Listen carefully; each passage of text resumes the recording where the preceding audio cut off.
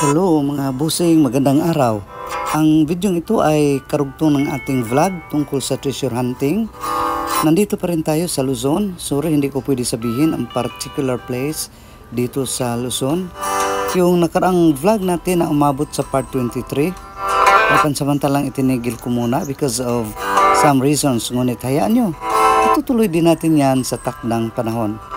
Nandito tayo malapit sa creek o sapa kung saan ang sapa ay hugis letter C. Kung ikumpara natin sa lens o lente, ang site natin ay nasa bandang concave.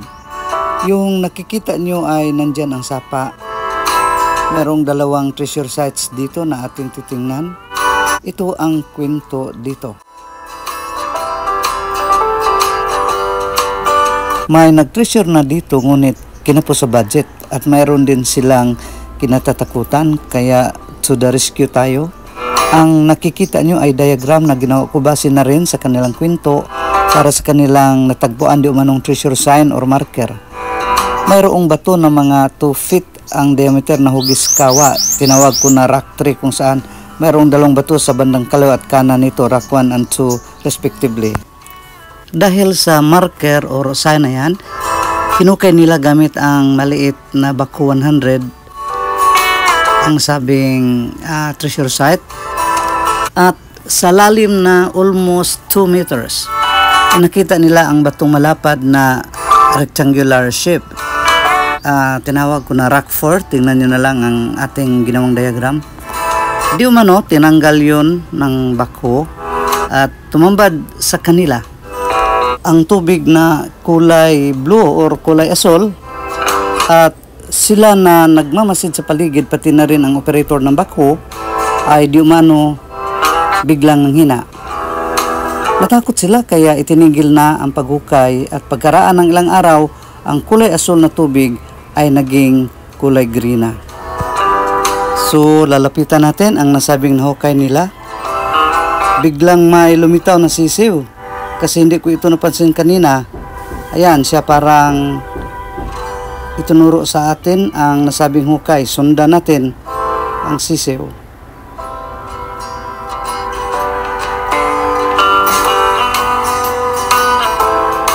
Bago tayo pumunta sa hukay, ito yung sinabi kong bato. Tawagin nating rock 1.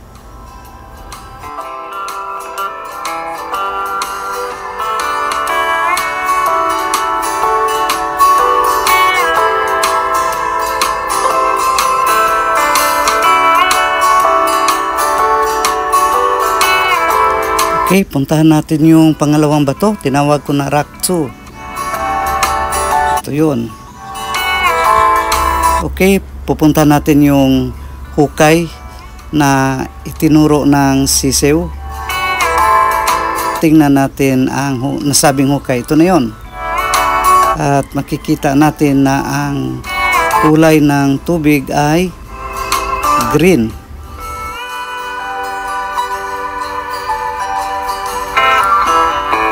Lalapitan natin ang bato, yung sinabi kong rock 3 ayon sa ginawa kong diagram na hugis kawa. Ito na yun. Pero biniyak na nila ang batong ito. Nagbabaka sakaling mayroong ginto or diamond sa loob, ngunit wala silang nakita. Ito hindi na hugis kawa kasi biniyak na nga. Maliit na lang ang natira sa batong ito.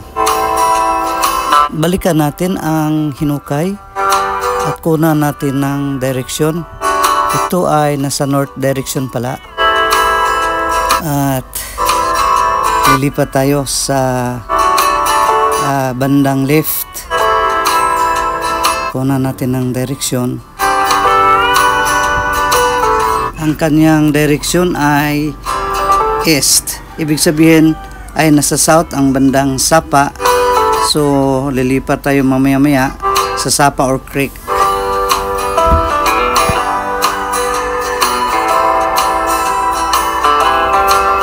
Okay, nandito na tayo sa sinabi nating treasure site sa creek or sapa.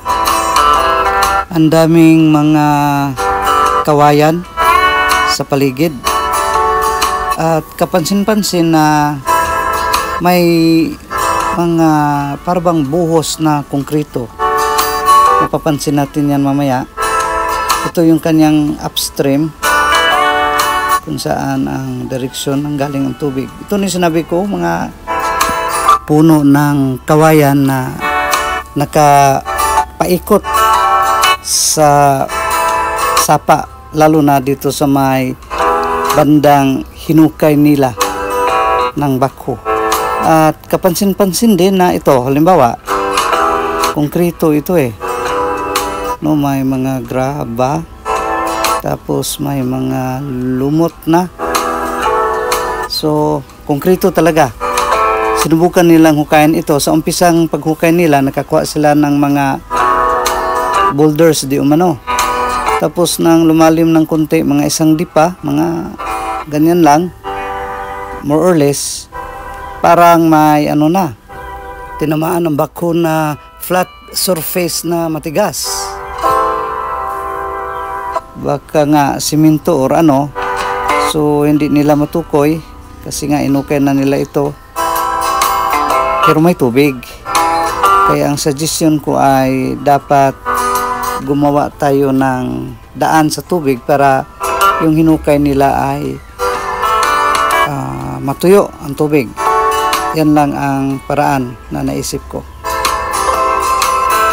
Anyway, meron naman tayong dito pamamaraan, gagamit tayo ng mga scientific instruments para matukoy natin at malaman kung mayroon nga ba. Pero sabi nga, ito ay treasure hunting, hindi retrieval, kasi pag sinabing hunting, hindi natin sigurado na makakahunt nga tayo, kung makakuha nga tayo ng item.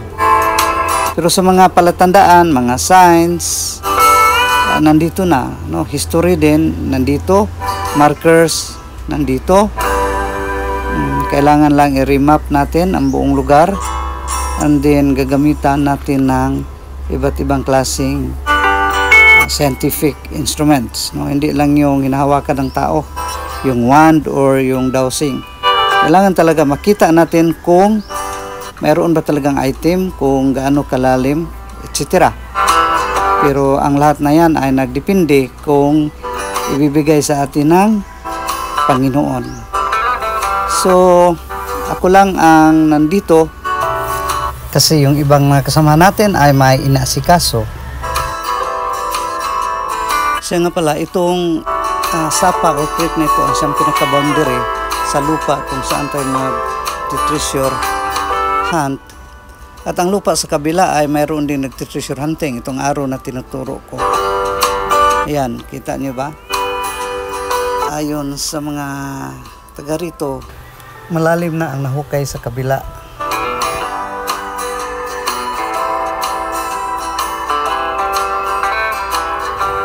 Okay, tingnan pa natin ang pwede nating makita dahil first time ko lang nagpunta dito. Layo kasi, Luzon. So, babalik ako sa yung treasure site natin, yung hinukay na, yung ang tubig ay blue at pagkalipas ng ilang araw naging green. Ito yung i-try kong i-capture yung pinaka-view dito. Ayun kung klaro ba. Basta yung, ayan, yung sa nakita natin sa unahan, nandyan yung sapa. At yung mga nakaumbok dyan, yan yung pinagukayan nung unang nag-treasure hunting dito. At ito ay hindi naman masyado malayo sa highway. Kaya maririnig nyo ang ingay ng mga sasakyan. So, ito yun. At maraming salamat sa inyong panonood. God bless. Abangan ang ating next vlog.